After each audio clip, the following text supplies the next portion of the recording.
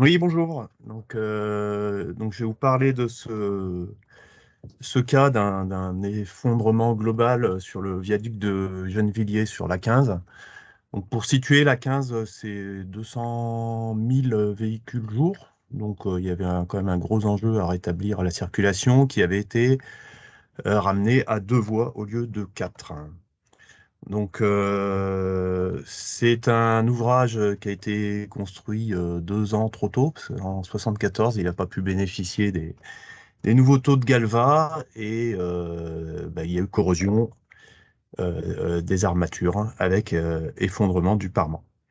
Remplissage sable et donc un tas de sable qui a conditionné aussi les méthodes, comme on va le voir. Donc la solution prévue par le client, c'était utiliser des croix de Saint-André sur toutes les zones où il n'y avait pas d'effondrement d'écailles, hein, classique, et d'avoir un béton banché sur la zone effondrée, ce à quoi on a proposé une autre solution basée sur des éléments préfa avec le procédé ad hoc. Donc voilà les visualisations de la superposition des écailles terre armée et des écailles ad hoc pour rétablir le parement et des connexions en pied provisoires en attendant le rétablissement de l'assise de pied en fin de chantier. Un mot sur la paroi ad hoc. L'origine, nous, c'est pouvoir échapper lorsque l'on pouvait au béton projeté. Pourquoi? Parce que le béton projeté, d'abord, c'est relativement accidentogène, hein. C'est des fluides sous pression, c'est beaucoup de poussière. Et puis surtout, on en met partout, quoi, hein. Il faut savoir que les pertes que l'on a pu mesurer, que ça soit sur des hors-profils ou sur du rebond au sol, peuvent atteindre 100%. C'est-à-dire que pour mettre en place 1 m3 sur l'ouvrage, vous amenez 2 m3 sur le chantier. Donc c'est quand même pas optimum, notamment en bilan carbone. Donc on passe avec des écailles préfabriquées d'une surface standard de 3 mètres carrés, longueur 2 mètres par hauteur 1,50 m. Trois niveaux de tension de service au catalogue, 7 tonnes, 20 tonnes, 30 tonnes, sachant qu'on peut customiser suivant les cas. Dimensionnement, tout ce qui a plus conforme à l'Eurocode 2, le N206 et la 94-270 aussi, qui prévoyait, même Cloutaire prévoyait déjà l'utilisation de préfa en parement de paroi clouée. Tout type de durabilité qui peuvent être atteintes et la qualité de la préfa qui permet d'avoir un béton de grande résistance et un ferraillage qui a sa place. Alors, dans notre procédé, quand on est en terrain naturel, on utilise le clavage entre le terrain et les écailles pour ajouter une couche de gravette qui va être drainante et qui va permettre d'avoir un drainage sur la totalité de la surface de la paroi, du parement. Bon, là, dans le cas de Gennevilliers, il n'a pas été nécessaire de mettre ça, mais on a bénéficié des barbacanes systématiques sur le parement pour éviter de créer une piscine. En mise en œuvre, on peut fonctionner soit en remblai, de façon classique, avec des moyens de levage somme toute légers, soit aussi en déblai, on peut monter des murs de haut en bas grâce à des procédés de mise en place d'écailles par robot. Évidemment, tout comme les terres armées, on peut faire de l'architectonique, ce qui permet une intégration paysagère. Et ici, un exemple des derniers murs que l'on a fait, par exemple, dans la Roya. C'est un procédé qui se prête relativement bien en cas de travaux d'urgence parce que on n'est pas tributaire de la noria de Toupie pour amener le béton projeté. On n'est pas tributaire du temps. Il faut savoir qu'en béton projeté, en dessous de 5 degrés, on fait plutôt de la neige que du béton projeté. Donc, ça se prêtait bien à des cas comme la Roya, par exemple, et au cas qui nous intéresse sur la 15 à Gennevilliers.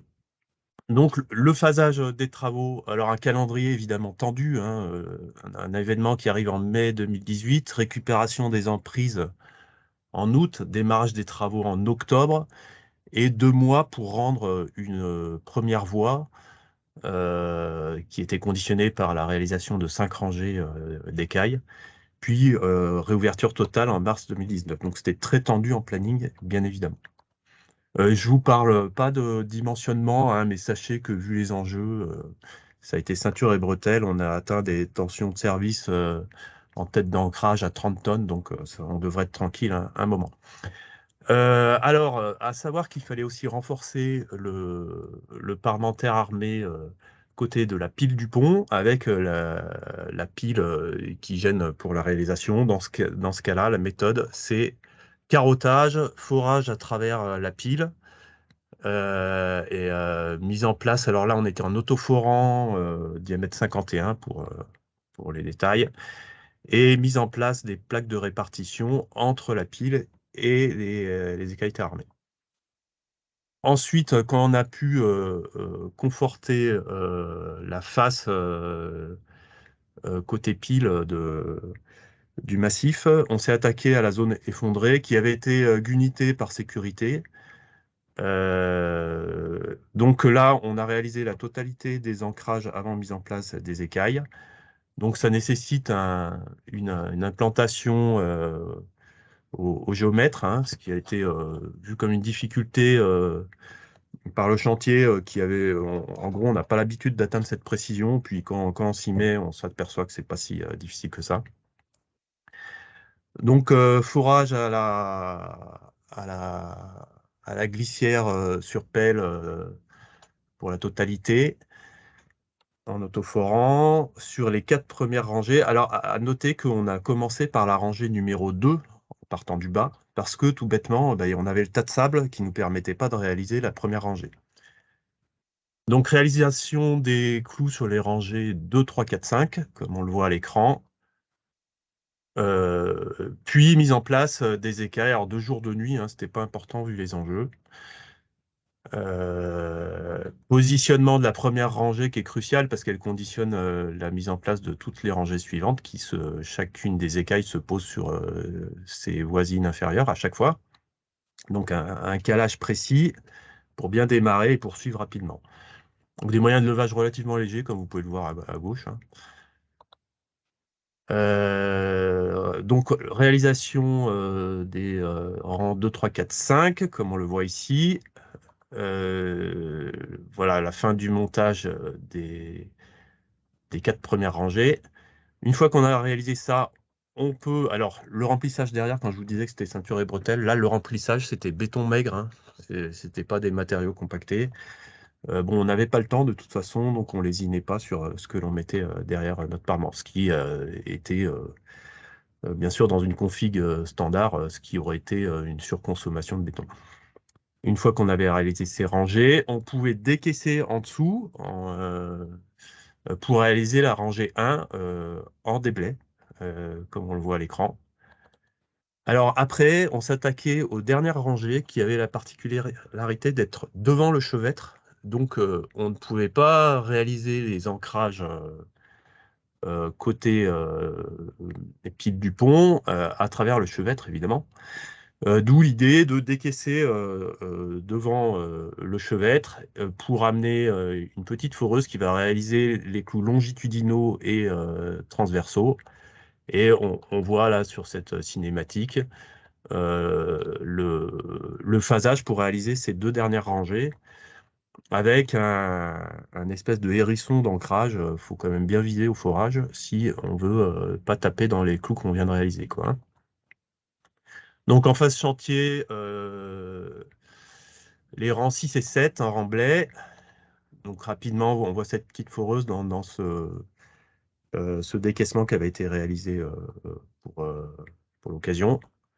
Et montage des écailles en moyen de levage assez léger. Là, on était sur du remblai classique cette fois-ci. Et le produit fini avec, d'une part, les croix de Saint-André, de l'autre part, les écailles ad hoc finalisées. Merci.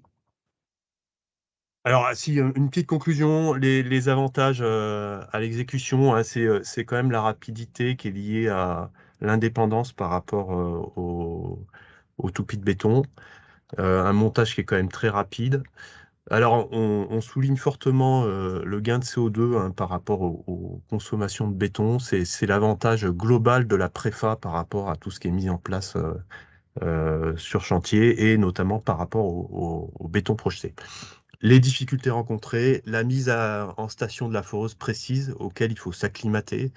Bon, après, une fois qu'on sait faire, ça pose pas plus de difficultés. Et le travail en hauteur qui nécessite les moyens adéquats pour travailler en sécurité. Merci pour votre attention. Et puis, merci.